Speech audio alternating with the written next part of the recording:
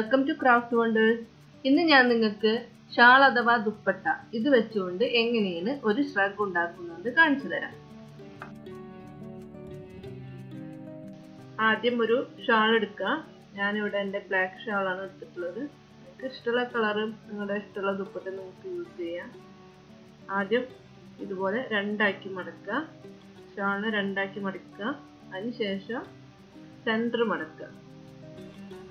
ഇതുപോലെ സെൻറ്റർ മടക്കുക. ഇത് ഓപ്പൺ ആയ ഭാഗമാണ്. നമ്മൾ ഏത് ഭാഗത്താണ് നിൽക്കുന്നത് ആ ഭാഗത്തായിരിക്കണം മടക്ക് ഭാഗം വരേണ്ടത്.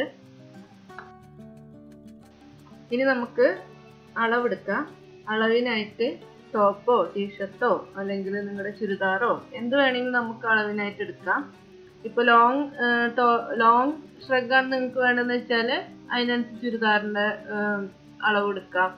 എന്ത് വേണമെങ്കിലും എടുക്കാം. ഞാനിവിടെ എൻ്റെ മോളുടെ ഒരു ടീഷർട്ടാണ് അളവിനായിട്ട് എടുത്തിട്ടുള്ളത്. ടീഷർട്ടിനെ രണ്ടായിട്ട് മടക്കുക. രണ്ടായിട്ട് മടക്കിയതിന് ശേഷം നമ്മുടെ ഷാളിൻ്റെ മടക്ക് ഭാഗം എവിടെയാണ് അതേ സ്ഥലത്ത് തന്നെ ആയിരിക്കണം ടീഷർട്ടിൻ്റെ മടക്ക് ഭാഗം വരേണ്ടത്. അവിടെ വെച്ചിട്ട് വേണം അളവെടുക്കാനായിട്ട്.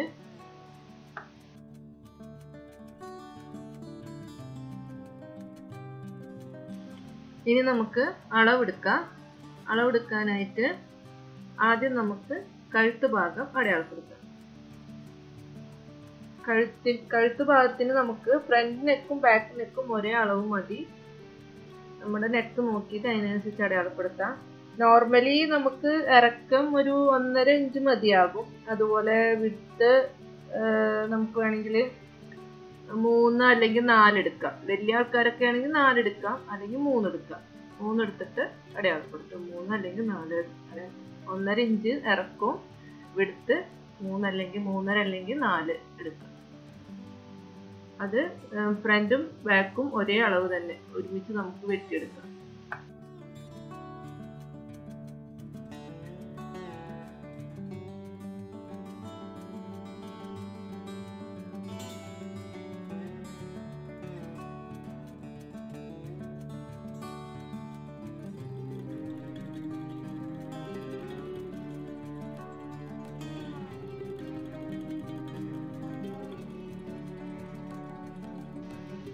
ഇനി നമുക്ക് കൈക്കുഴി അടയാളപ്പെടുത്താം. ആദ്യം നെക്ക് അടയാളപ്പെടുത്താം, അതിനുശേഷം കൈക്കുഴി നോക്കിയിട്ട് അടയാളപ്പെടുത്താം.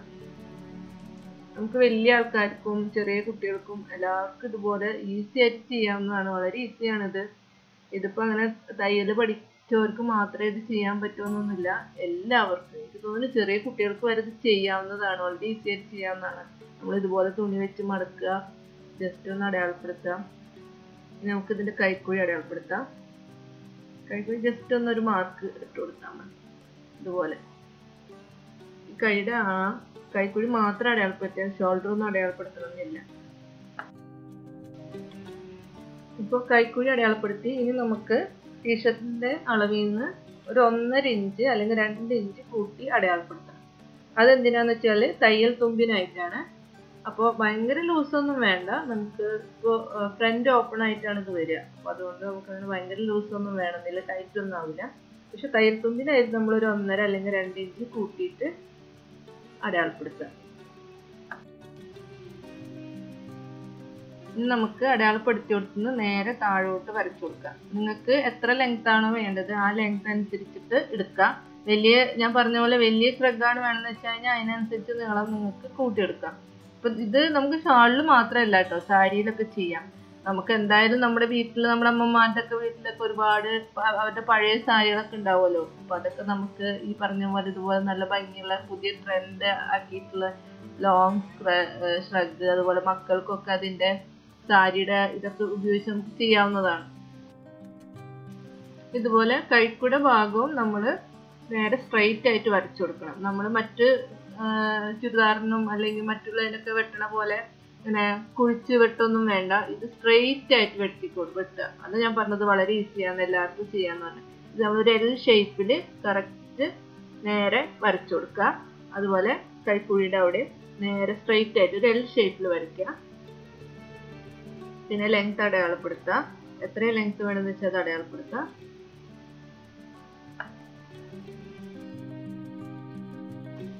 ഞാനിവിടെ ലെങ്ത് എടുത്തിട്ടുള്ളത് ഒരു 24 ഇഞ്ചിൻ്റെ ഒക്കെയാണ്. അതായത് ചെറിയ മോൾക്കായതുകൊണ്ടാണ് അത്ര എടുത്തുള്ളൂ.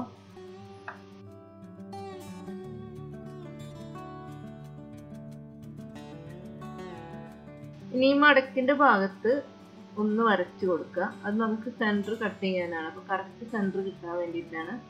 അപ്പോൾ ഒന്ന് ആ മടക്കിന്റെ ഭാഗത്ത് ഒന്ന് വരച്ചു കൊടുക്കുക.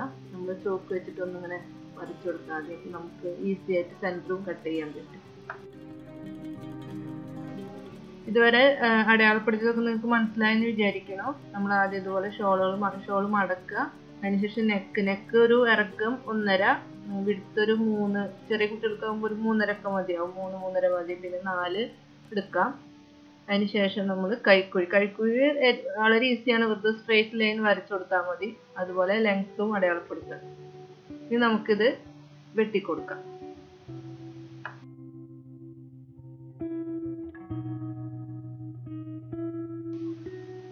ആദ്യം നമുക്ക് നെക്ക് വെട്ടിക്കൊടുക്കാം.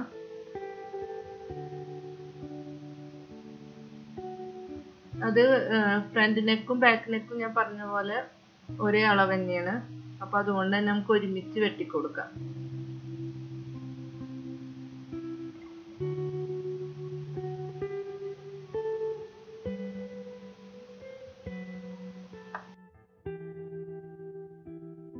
അതിനുശേഷം നമുക്ക് ലെങ്ത്തും അതുപോലെ ബാക്കി അടയാളപ്പെടുത്തിയതൊക്കെ വെട്ടിക്കൊടുക്കാം.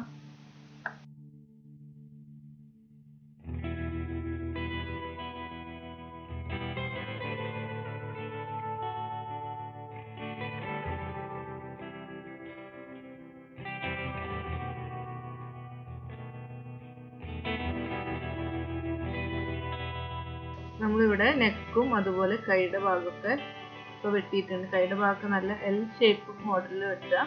കറക്റ്റ് സ്ട്രെയിറ്റ് ആയിട്ട് വെട്ടുക. ഇനി നമുക്ക് സെൻറ്റർ ഭാഗം കട്ട് ചെയ്യാം. സെൻറ്റർ ഭാഗം നമ്മൾ ഓൾറെഡി അടയാളപ്പെടുത്തിയിട്ടുണ്ടായിരുന്നു.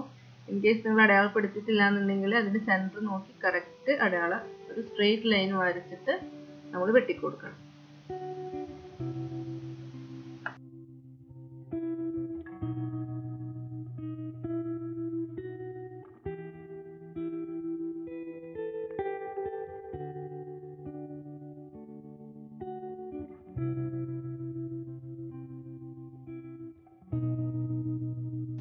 ഇപ്പോൾ നമ്മൾ സെൻറ്റർ ഭാഗം കട്ട് ചെയ്തിട്ടുണ്ട്. ഇനി നമുക്കിത് സ്റ്റിച്ച് ചെയ്യാം. സ്റ്റിച്ച് ചെയ്യാനായിട്ട് നമുക്ക് വളരെ ഈസിയാണ്. ഇതൊരു L ഷേപ്പിൽ നമ്മുടെ സൈഡ് ഭാഗങ്ങളൊക്കെ L ഷേപ്പിൽ നമ്മൾ അതേപോലെ ഒരു 1.5 ഇഞ്ച് വിട്ടിട്ട് അടിച്ചു കൊടുക്കുക. അതുപോലെ 2 സൈഡും അടിച്ചു കൊടുക്കുക. അതുപോലെ നെക്ക് നമ്മൾ ചെറുതായി ഒന്ന് മടക്കിയിട്ട് തുന്നി കൊടുക്കുക. അതുപോലെ സെൻറ്റർ ഭാഗവും അതുപോലെ ഇതുപോലെ ഇങ്ങനെ ചെറുതായിട്ടൊന്ന് മടക്കിയിട്ട് നെക്കും സെൻറ്റർ ഭാഗവും 2 സൈഡും ഇതുപോലെ നമുക്ക് തുന്നിക്കൊടുക്കാം. നമുക്കിതിന് ഈ ഫ്രഗിന് കുറച്ചും കൂടി ഭംഗിയാക്കാനായിട്ട് ഇതുപോലെയുള്ള ലേസോ അല്ലെങ്കിൽ പോംപോമോ ഒക്കെ വെച്ചിട്ട് നമുക്ക് ഡിസൈൻ ചെയ്യാം. നെക്കിലും കയ്യിലും അതുപോലെ സെൻറ്റർ ഭാഗത്തൊക്കെ വെച്ചിട്ട് ഇതുപോലെ ഇത് വെച്ചിട്ട് നമുക്ക് ചെയ്യാവുന്നതേ ഉള്ളൂ.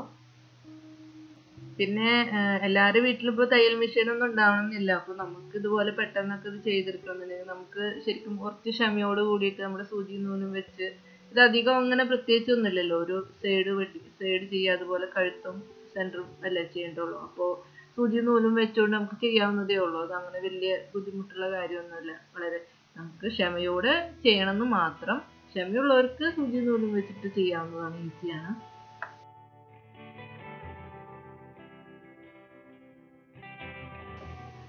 ഞാനിവിടെ ഈ പോംപോമാണ് എടുത്തിട്ടുള്ളത്. അതിവിടെ സെൻറ്റർ ഭാഗത്തും അതുപോലെ കഴുത്തിലും കയ്യിലുമാണ് പിടിപ്പിക്കാൻ ഉദ്ദേശിച്ചിട്ടുള്ളത്. ഞാൻ പറഞ്ഞല്ലോ നമുക്ക് ഇത് ഈ പോംപോം തന്നെ വേണമെന്നൊന്നുമില്ല. ലേസോ അല്ലെങ്കിൽ റിബൺ ഉണ്ടെങ്കിൽ റിബൺ ചെയ്യാം. അല്ലെങ്കിൽ ഏതെങ്കിലും കളറ് ക്ലോത്ത് ഉണ്ടെങ്കിൽ അത് മടക്കിയിട്ട് പൈപ്പിംഗ് പോലെ ചെയ്യാം. അത് നമ്മുടെ ഡിസൈൻ, നമ്മുടെ ഒരു ഐഡിയ അനുസരിച്ച്, ടേസ്റ്റിലുണ്ടെങ്കിൽ ടേസ്റ്റിൽ വെച്ച് ചെയ്യാം. അത് നമ്മുടെ ഐഡിയ അനുസരിച്ച് ചെയ്യാം.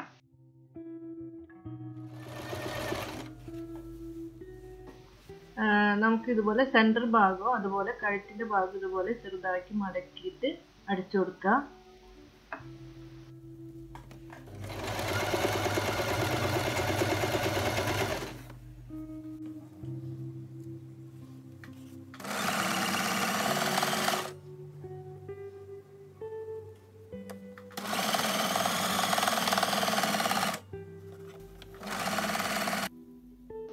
ഇനി നമുക്ക് ഈ പോംപോം സെൻറ്ററിലും കൈ ഭാഗത്തും നമുക്ക് അറ്റാച്ച് ചെയ്ത് കൊടുക്കാം.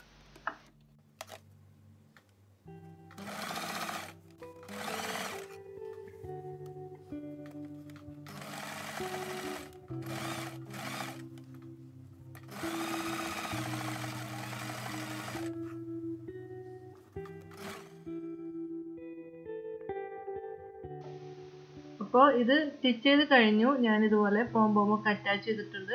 ഇത് വളരെ ഈസി ആയിട്ട് ചെയ്യാവുന്നതാണ്. ഇപ്പോൾ നമ്മുടെ വീട്ടിലെല്ലാ വീട്ടിലും ഷോളും ദുപ്പട്ടയൊക്കെ ഉണ്ടാവുമല്ലോ. അതുപോലെ തന്നെ ഞാൻ പറഞ്ഞ പോലെ തന്നെ നമ്മുടെ വീട്ടിൽ സാരി ഉണ്ടെങ്കിൽ അതുകൊണ്ടും ഇതുപോലെ ചെയ്യാവുന്നതാണ്. വളരെ ഈസി ആയിട്ട് ചെയ്യാവുന്നതാണ്. അപ്പോൾ എല്ലാവരും ഇത് ട്രൈ ചെയ്ത് നോക്കണം. എന്നിട്ട് എനിക്ക് ഫോട്ടോസ് അയച്ചു തരണം. ഫേസ്ബുക്കിൽ ക്രാഫ്റ്റ് വണ്ടേഴ്സ് എന്ന പേരിലൊരു പേജ് ഉണ്ട്. ആ ക്രാഫ്റ്റ് വണ്ടേഴ്സിൽ നിങ്ങൾക്ക് ഫോട്ടോസ് സെൻഡ് ചെയ്യാവുന്നതാണ്. അതിൻ്റെ ലിങ്ക് ഞാൻ ഡിസ്ക്രിപ്ഷനിൽ കൊടുക്കുന്നുണ്ട്. നിങ്ങൾ ആർട്ട് ആൻഡ് ക്രാഫ്റ്റ് ഇഷ്ടപ്പെടുന്ന ആളാണെങ്കിൽ തീർച്ചയായിട്ടും എൻ്റെ ചാനൽ സബ്സ്ക്രൈബ് ചെയ്യുക. അതോടൊപ്പം ബെൽ ബട്ടൺ അമർത്തി നോട്ടിഫിക്കേഷൻ ഉറപ്പുവരുത്തുക. ഇനി നെക്സ്റ്റ് വീഡിയോയിൽ കാണാം. ബൈ.